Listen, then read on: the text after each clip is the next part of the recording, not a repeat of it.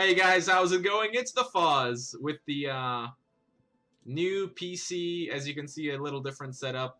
I had to move the camera around here and there so that because it couldn't fit previously. Anyways, none of that matters. We got another little draft guide video. This one will be about the best common and uncommon cards from each aspect. And the reason I'm focusing on commons and uncommons and not rares, for instance, is because you don't get to pick very many rares in general. It's the commons and uncommons that make up the base of your deck, so it's important that you get good ones. So I compiled a little list here of what I think are the best. I was going to do top 5 originally, but I figure I'll just do like top 8. And these are not even in any specific order. These are just like the between 6 to like 10 of each aspect, commons and uncommons, which I think are very good. So we're gonna roll through them real quick and just give you an idea of why they're good. So Mr. Innkeeper, the Stupefy effect is really good. It can take care of a lot of things that you might not be able to. You can, if nothing else, it can remove flying, for instance. That's good, and it's a decent 2-drop. Just all-around good card. It seems like this is the kind of card that seems like it should be rare, but whatever. I put Temple Guard. The protected tag is actually very annoying to deal with, especially for me because I like to play Burke and just pop a lot of stuff with my hero power. Doesn't work on this guy. He's gonna trade into something. If you're lucky, you might trade him off with like a infected survivor, but other than that, the best you can do against it is just evenly trade. But if you can't, you're gonna take a lot of damage. Just solid all around early game card. Pacify. Man, Pacify is really annoying to deal with because when you attack into your opponent and they pacify something, then whatever it was pacified, the thing it was attacking is now free to block something else. So you have to be very careful not to be destroyed by this card, which can happen to you very easily. But what keeps this card fair, I guess, is that the thing is going back to the deck and you're going to see it again. But if you're trying to establish a board, having that 2 mana saved up for that Pacify, it's going to make people think twice about attacking. Arrow Barrage is one of the only good removal Order has. It's very strong early on because you can pick the rows. It's very good for cleaning up goblins, stuff like that. And you need removal in draft because you could just easily fall behind. Soul Projection is pretty good. Again, more removal. There's going to be a lot of removal on this list because removal is very important to have in draft.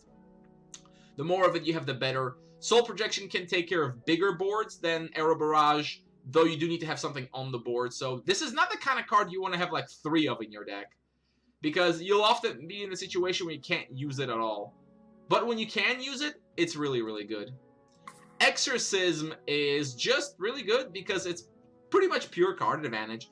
If you can kill something of your opponent, even like a Raven, and draw a card, that's great. If you make them discard a spell, and you draw a card, that's great. And even if you just have to use it to stop yourself from milling, that's good too. Just all-around useful card. Ray of Righteousness, more removal. This is like just the only direct, hard removal that Order actually has. The restriction of 3 attack or greater is actually a big deal because a lot of things in this game have 2 attack or less. So this is specifically reserved for big things. So just like Soul Projection, you don't want to have like 4 of these in your deck because you'll find yourself with just no target. But having like 1, maybe 2, really handy. It can destroy spells, although that rarely actually comes up because most of the devastating spells are like epics. And Descendant of Divinity, quite possibly the strongest Order card there is that's not rare or epic.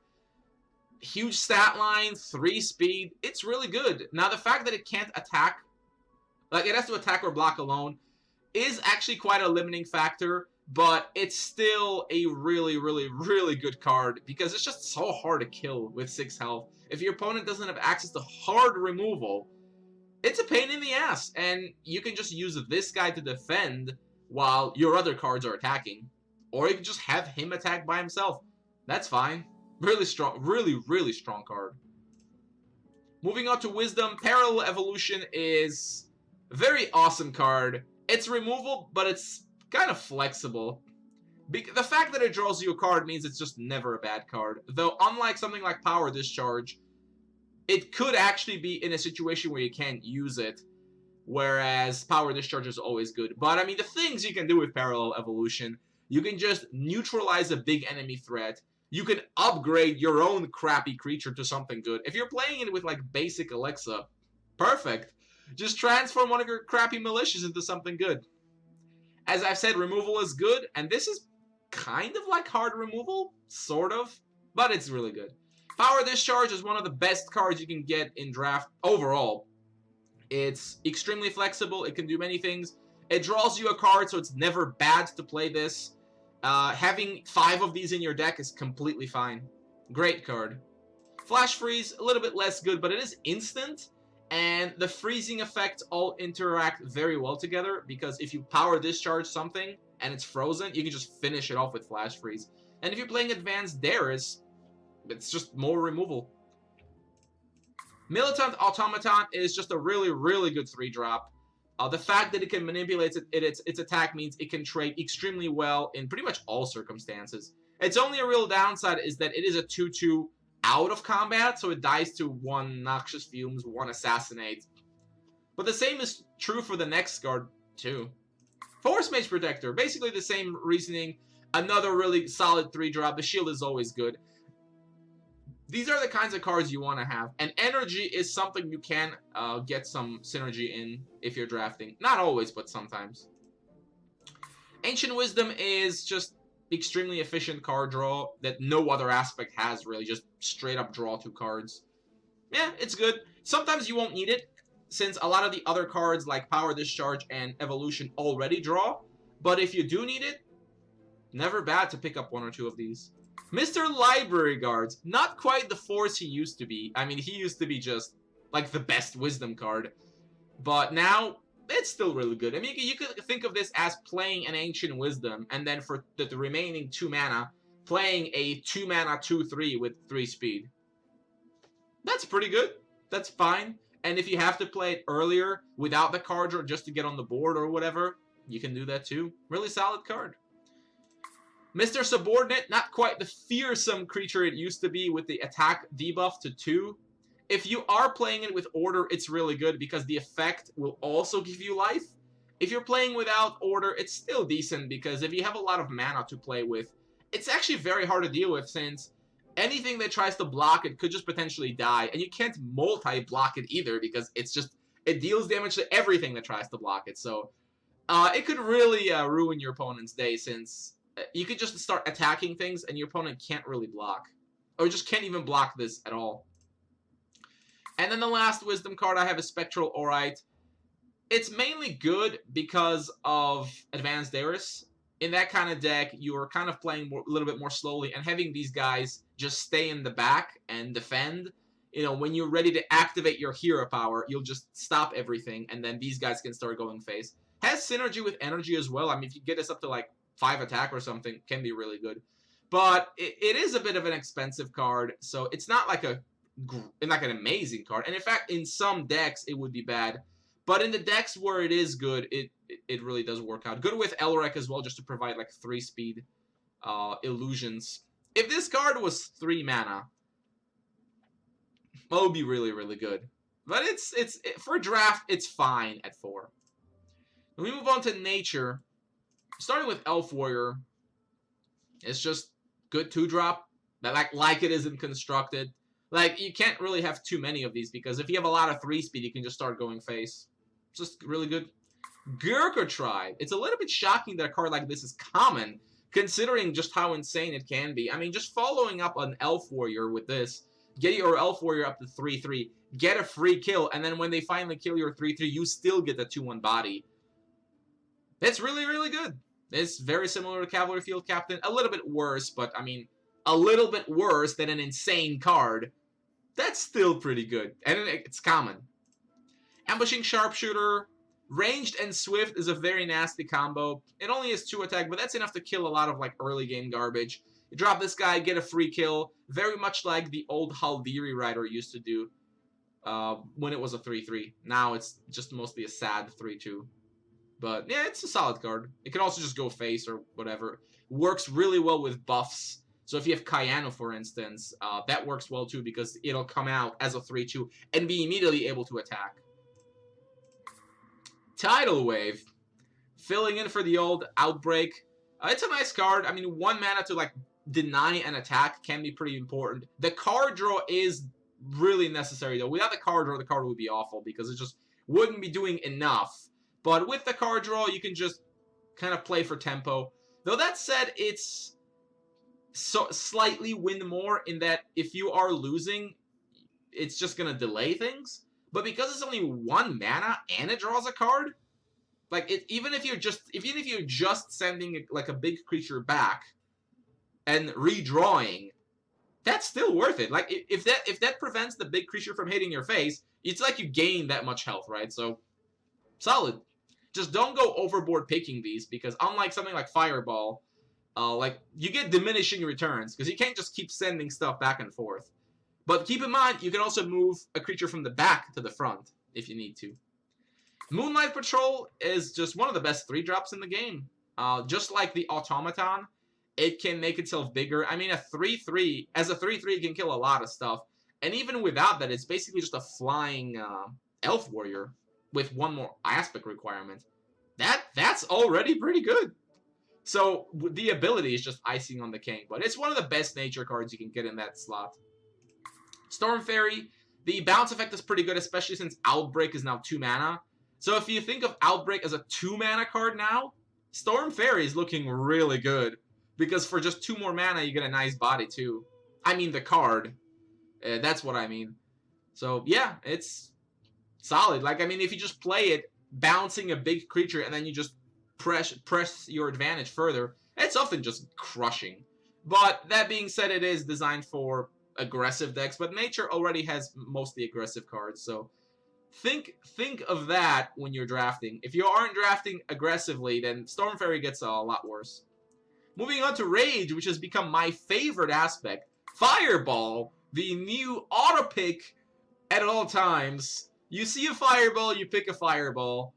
Good old, just like it used to be, when it was a true terror. Now our Overlord has returned. I mean, the card is absolutely insane. It's instant, it's removal, you can burn the face. Suffice to say, you can go ahead and draft 6 Fireballs, and that's fine. I mean, you'd still keep picking Fireballs. And, I mean, in my drafts, I've been averaging like 3 Fireballs per deck, and I would happily pick more. It's just so good. Going from 3 to 2 mana is such a big difference. Tortured Orc, a very solid 2-drop, good stats, and not that bad later. The slave thing sometimes messes you up, but just keep a number of slaves that you have. Like, if you have 3 of these, like, don't pick any more, right? Because you might be in a situation where they can't attack. Flavorn Warrior is one of my favorite cards. The stat line isn't that great, but it's not too bad. The 1 damage, though, is very nice. You can pick off Mesmerizing Spirits, Annoying-ass Goblins. It's good. And if you have multiple Flavorn Warriors, it gets insane, because then they both do the damage. If you play 2 Flavorn Warriors, you'll do 2 damage to 2 things. That's great. Really great. And, of course, synergy with Cannonade, and just overall solid. Gibboneroni, another good 3-drop. Puts 2 bodies on the board, which is nice. They're a little vulnerable to Area of Effect, but what can you do? Like, you can't really go wrong picking these, especially since they're putting 4 damage on the board, which for a 3-drop is pretty good. Pretty good stuff. Disciple of Zash, very good card. With the 1 damage, you can just basically up the reach of your creatures. And if you have multiple of these on your back row, it's just savage. I mean, with just 2 of them, you can kill anything with 2 health. Right? So that's already ridiculous. And if nothing else, just hitting the face is fine. Has great synergy with Wisdom because you can just freeze something and then just pick it off with this. It's a good card. It's a little bit slow, but, I mean, once it gets rolling, it's pretty nasty. Cannonade, it's just more removal. Removal is very valuable. It has improved quite a bit because you can kill bigger creatures now, and you can control a little bit better as to what you hit, and and it has great synergy with the Flame Rune Warrior, because if you Flame Rune something ahead of time, then with Cannonade, you get more emblems, and yeah, works pretty well. Again, removal is good. Speaking of that, Dragonfire is an incredible card. 5 damage will kill most things, and being able to destroy artifacts, in addition to that, you'll just straight up shut down some decks. Just being able to 2-for-1, killing airships, sentients, militant automatons, helms of dominion, lamps, reflectors. Well, reflectors are not very common in draft. But yeah, it's great. I mean, even just doing 5 damage for the cost, that's good. That's just hard removal. 5 damage will kill most things. Now we move on to Dominion. And man, does Dominion have some juicy cards. Starting with Cloning Vats, a card that should most definitely be a rare, because by itself, it can carry your endgame, just constantly summoning Moonsteel Miners if you need the bodies with the Might emblem potential, or Enchained Souls if you need the health or and access to 3 speed. It's basically like Restless Tombs, or Tombs of the Damned, with some flexibility. It's insane. Soul Flames, it's about as good of a hard removal card as you can get. Can kill anything. You have to pay some life, but that's a small price. Alternatively, you can kill your own creature for the life gain, which you will rarely do, but it's nice to have the option. If you're on the verge of dying, but you know you're winning next turn, getting a little bit of extra health could help out. Shadowstep Assassin is a great 2-drop, deadly and 3 speed, trades up all the time. Great card. Overcharger. Permanent buffs are really insane in Spellweaver in general, and especially in draft when the battle for board control is much more intense. +3/+3 is an insane buff that lets almost any creature kill any other creature. So you're playing Overcharger, you get a free kill, you do some face damage, and you still have a huge creature for next turn. It's a nasty card, what can I say? Kind of feel like it should be rare, or should have some other limitation. Maybe make it like 2 aspect, but whatever. It's a good card, that's what you need to know. Devious Plot, it's more hard removal. It's not as convenient as Soul Flames because you do have to sack a creature, but it is only 1 mana. So if you have access to creature summoning like Coronis, that's great. I mean, just summon a Raven and then just kill something with it. Great. Hard removal is always good to have. Lets you deal with big threats. What else can you want? Murder Instinct is really, really good. You can just get ridiculous value out of it, but just letting like any 2-attack creature get 2 kills against anything it wants, and it goes back in your hand, and as long as you have it, if you have any 3-speed creature, you can just control the board really, really well. It's one of those cards that seems absolutely insane, but is only not played in Constructed because the creature game is not really well developed. It's many decks rely on the life gain win condition, but in draft, it's ridiculous. Grappling Hook, same principle as Overcharger. It's a little bit weaker, but the ability to pull stuff from the back is very nice. Suddenly surprising your opponent and cleaning out his back row can be just absolutely devastating. And +2 too is good enough. Bloodseeking Mutant, after being nerfed I don't know how many times, it's still a good card because a weakness emblem wherever you want it is useful. It's just like the Flame Rune Warrior, but better because the weakness emblem stays. So you can just weaken the creature, and that's good. And you know, when the creature eventually dies, you get the 3/3 body. That's really good. Raging Minotaur, just huge stat line, high speed. The damage does matter sometimes. So if you're playing Coronis and you intend to like damage yourself a lot, keep that in mind. You can actually kill yourself accidentally if you're low on life when you play this. But most of the time, the Minotaur is going to carry your game because as a 4 or 5 or 3 speed, nothing beats it really, except maybe Bedeviled Fiend. But Bedeviled Fiend will have to wait for its turn to attack into it the following turn. But it's really good. Enslaved, here's another card that probably shouldn't be uncommon. Just taking control of creatures is ridiculously powerful. Yes, it can't take every creature, but it also doesn't give out weakness emblems anymore either, which was the weakness of Helm, where if you steal something, it'll eventually die. With Enslave, you just get to keep it. Just, you know, take their Descendant of Divinity, for instance. Like, that's just so devastating, and it's an insane card. I mean, just like VATS, and it's cards like these that make Dominion so insane, because between Enslave and VATS, you have access to the most efficient removal as well, and ridiculously powerful buffs that put order to shame even. And you even have Murder Instinct on top of all that, so it's very easy to see why Dominion is so popular between just so many high-quality cards. And the last one, Corruption. We start with Noxious Fumes. It's just great removal. It's one of the only efficient, like, really efficient removals in the game. Like, yeah, Fireball at 2 mana is now really good and all that, but at 1 mana, being able to kill most early game cards, that's really good.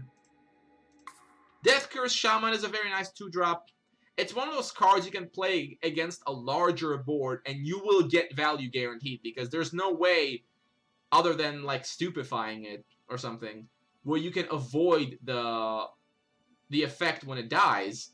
-2/2, it's basically, you get to cast the Noxious Fumes. It's good. I mean, just play it. You can basically trade into a 3/3 and kill it. It's pretty good. If there's nothing on the board doing 2 damage, that's still good. Really strong card. Haunt. One of my favorite cards after a draft run that resulted in me summoning like a total of like 25 of these or something like that. So what's nice is that, I mean, it's nice to just stick on a creature that you don't want to be attacking, and usually this will discourage people from attacking with it, but there's other stuff you can do as well. You can stick it on a spell, and that way whenever it activates, you're getting those souls. Like, if you put it on an enemy Tombs of the Damned, they're getting a zombie, you're getting 2 souls. You can put it on a Curse of Risha, and then whenever you play a spell, you're gonna get 2 Enchained Souls. Now, again, once per turn, but still. So, yeah, it's good. What can I say? I mean, the Enchained Souls, you can just sacrifice them for life if you have too many of them. But, you know, 2 of them could easily trade into something meaningful, and getting that every turn, it's good. That's a good card. Vultures is one of those cards that could be put into the bomb category almost, and being uncommon, oh my goodness. So the idea is you play this later on, and then you could easily become like a 7/7, and it could be hard to deal with. And not only is it a 7/7, you're sending creatures from your graveyard back to your deck, so in a prolonged battle, the Vulture swings things in your favor because it mills them of 4 cards and unmills you while giving you a really big card. So it is pretty ridiculous. And I mean, I've won games in Constructed with just turn 2 Vultures growing to like 6/6 and winning by turn 5. So yeah, of course I'm going to remind my request for making the effect only be able to activate once per turn, because I'm really tired of clicking like 10 times every time I want to use the effect. And the same goes for Power Seeker, of course. Mesmerizing Spirit, just like the Exorcism card, is just good value. Discarding a card from your enemy is really good, especially when they're low. That's when it's really nasty, and you get a useful body with it as well. Can't go wrong. Hands from Beyond. Now, this is an interesting one. It's the kind of card it's hard to want to pick, yet every time you face it and you play against it, holy crap, it's so annoying. -1 speed is pretty devastating, because it makes all of their 2 speed stuff basically into 3 speed stuff, and their 3 speed stuff into creatures you can't ever attack. So if you manage to develop this, you're going to have a huge advantage for the rest of your game, basically. So if you can afford to play this on turn 3, it's going to pay off very nicely later on. Bedeviled Fiend, another one of my favorites. It's a vanilla card, but it's a huge attack, good stats. I mean, 5/3, that's like 8 stats, right? Like, the only cards that can contend with this is like Zombie Giant and Minotaur. But this guy has no drawbacks, right? It doesn't deal damage to you. It's not a slave. I would say it's probably worse than Minotaur, but that's still good. And I will happily draft 3 of these in any deck if I am playing Corruption, because it's just 5 damage is a lot. Did you know that? 5 damage is a lot, and it's basically like it's a big enough creature where if your opponent can't remove it, he's in serious danger. So it's like a mid-range card that doubles as an endgame card, in a way. It's good. And what puts it above a lot of similar cards, it is 3 mana and 2 aspects, and not 4 mana, 1 aspect. That's definitely good, because a lot of the times it basically means it costs 1 mana less. Like, this would be a lot worse at 4 mana, for instance. And finally, Reanimate. Bringing a card back is always good. Even bringing back something like a Mesmerizing Spirit, that's good enough. If you have any decent cards in your deck, bringing them back is gonna be good. Look, what else can I say? So that's basically this. We went over a lot of cards. Generally, when you're drafting, you want to pick just solid cards like these, unless you have a specific synergy in mind, but you can't always guarantee that. That's why you don't see people drafting Totems and Shamans. Because you might get lucky, but you might also get unlucky. In that case, your deck will be complete trash. Whereas if you just pick these kinds of cards, your deck will be solid. Now, always remember, when you're playing draft, you know, the first part of the battle is getting a good deck. The second part is beating up your opponents. When in doubt, go face, right? Following the principles. Removal, very important. That's why, you know, common removal cards make an aspect a lot better. Dominion has 2 common removal spells, hard removal spells, which is why it is so good, right? Wisdom also with now the addition of Power Discharge. And even the Frost Elemental, because there's more freezing effects, becomes like a decent card because it can synergize with Flash Freeze, for instance. Yeah. So, see you out there. Keep on drafting. Let's keep those tournaments full. We want drafts to go on forever. And I'll see you in some awesome best of 3 drafts. And, you know, I disconnected for inactivity, but we're finishing anyways, so that's alright. See you next time.